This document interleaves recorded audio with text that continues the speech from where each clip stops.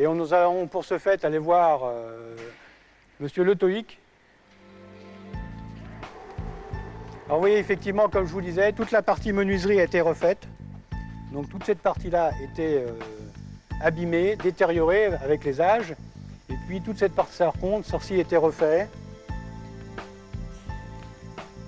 Et là maintenant, donc, on est en train de travailler sur l'arrière de véhicule, sur une partie qui a été refaite en tôlerie et que nous allons souder. Dans cette zone, donc, on sait actuellement donc, soit faire de la petite tôlerie ou de la grosse restauration.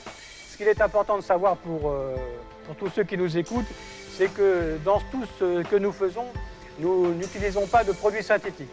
Donc lorsque nous avons besoin de refaire une pièce de tôlerie, tout est refait à la main. Lorsqu'on peut changer seulement une partie, on le change.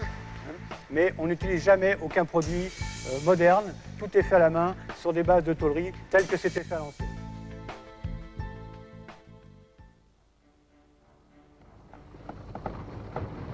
La Seconde Guerre mondiale va stopper pour plusieurs années la production habituelle au profit de véhicules militaires. Comme beaucoup d'industriels, Louis Renault est obligé de mettre ses usines au service de l'occupant.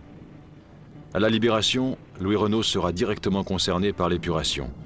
Il est arrêté en septembre 1944 et va trouver la mort un mois plus tard à la prison de Fresnes dans des circonstances mystérieuses. Le gouvernement provisoire décide de nationaliser les usines Renault et confie l'entreprise à Pierre Le Faucheux. Après avoir été administrateur provisoire depuis octobre 1944, il devient ainsi le premier PDG de la Régie nationale des usines Renault en mars 1945.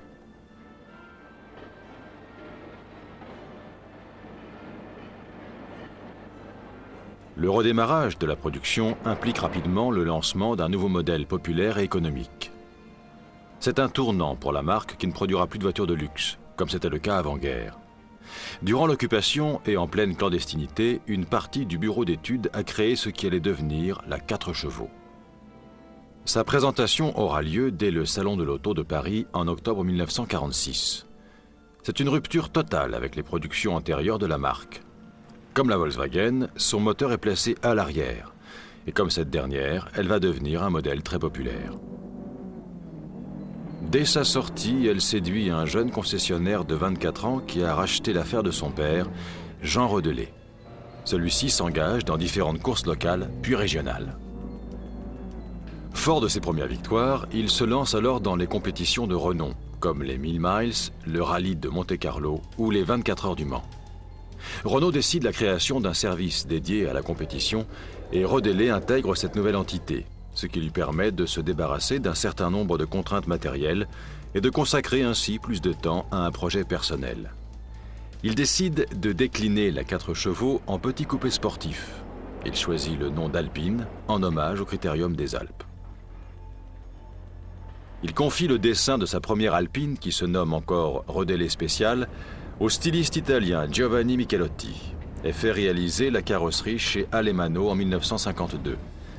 Après plusieurs exemplaires assemblés à l'unité, il va se lancer dans la production en série. La marque Alpine est née. Dès 1955, ayant su s'entourer d'une équipe qualifiée et motivée, il produit des coupés et cabriolets à carrosserie en plastique, utilisant un maximum de pièces provenant de la grande série afin de réduire les coûts et principalement les moteurs provenant de la 4 chevaux, puis de la Dauphine. L'A106 puis l'A108 se succèdent et en 1962, c'est l'A110 qui fait son apparition au nouveau Salon de l'Auto de Paris qui se tient pour la première fois à la porte de Versailles. L'A110 est doté du moteur de la nouvelle Renault 8 qui offre 55 chevaux. Mais l'apparition d'une R8 Gordini au Salon de 1964 va permettre d'équiper la berlinette A110 d'un moteur de 95 chevaux. Puis, 2 ans plus tard, du même moteur offrant alors 103 chevaux. Après être passé entre les mains du sorcier, comme l'appellent affectueusement les admirateurs du célèbre préparateur. La berlinette va donc évoluer périodiquement jusqu'à sa fin de carrière en juillet 1977, mais toujours avec un moteur 4 cylindres, ce qui ne l'empêchera pas de remporter le championnat du monde des rallyes en 1973, après avoir remporté de multiples victoires un peu partout, avec une équipe très motivée, des moteurs préparés par Marc Mignotet et des pilotes célèbres, Brozinski, Bianchi, Vinatier, Larousse, Darniche, Andruet, Piot, Nicolas, Terrier, Anderson, Néret, Henry et bien d'autres.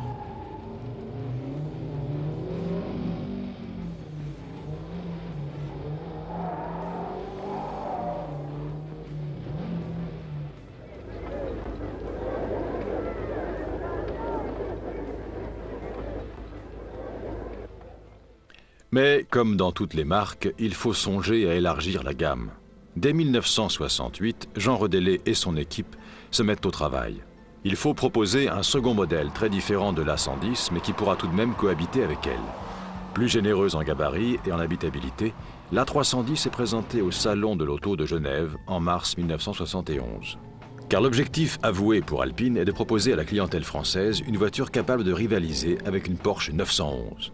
La 911, qui concurrence les berlinettes sur les circuits depuis le milieu des années 60, possède un 6 cylindres, plus souple et plus puissant qu'un moteur 4 cylindres. Alpine souhaite donc passer à la vitesse supérieure.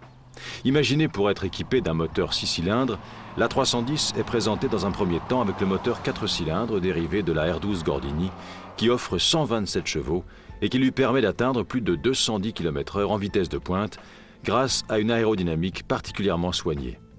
Il faudra attendre 1976 et le moteur V6 de la Renault 30 pour que le vœu de Jean Redélé soit exaucé. En attendant, la nouvelle Alpine a été imaginée et réalisée autour de Roger Prieur dans le plus grand secret.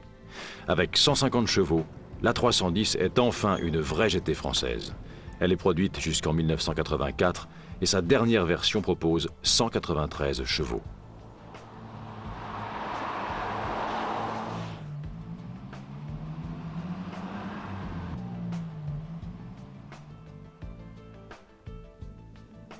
Lors de sa création, l'A310 avait immédiatement été conçue comme une véritable 2+2, c'est-à-dire dotée de 2 places à l'avant et de 2 places d'appoint à l'arrière.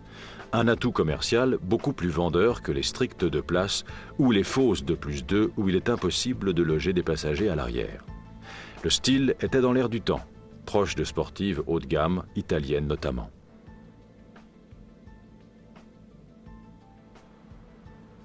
Sur cette version, on remarque la dénomination Renault Alpine et non l'inverse. Depuis 1973, Renault est devenu l'actionnaire majoritaire d'Alpine, dont le nom va devenir l'appellation du modèle sportif haut de gamme de la marque de Billancourt. L'A310 va connaître au cours de ses 14 millésimes de commercialisation un certain nombre d'évolutions.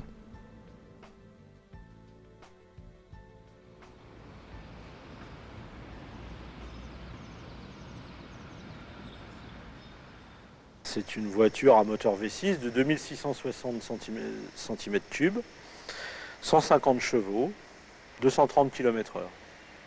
Ce modèle est de 1985, c'est un des derniers produits, c'était une version un peu spécifique qu'on appelait la PAC GT, parce qu'elle avait des grosses roues, elle avait des grosses ailes, des bas de marche, alors que la première version, qui date de 1971, n'avait que 4 cylindres et 1647 cm3. C'était déjà une voiture qui, pour l'époque, avait des performances, une aérodynamisme assez poussé. Surtout un confort. C'était je dirais, la descendante de la berlinette A110, la mythique Alpine qui a donné naissance à tout ça, et qui, si vous voulez, c'était la version bourgeoise un peu de la sportive française, la GT française de l'époque. Elle se voulait un peu la concurrente des Porsche. Le premier moteur de l'A310, le 4 cylindres 1605 cm3, issu de la Renault 12 Gordini, poussé à 127 chevaux, était à l'origine le moteur de la R16 TS en aluminium, qui offrait l'avantage d'un très bon rendement pour un poids raisonnable. La seconde motorisation, le V6 de 2664 cm3, était issue d'un accord entre Peugeot, Renault et Volvo.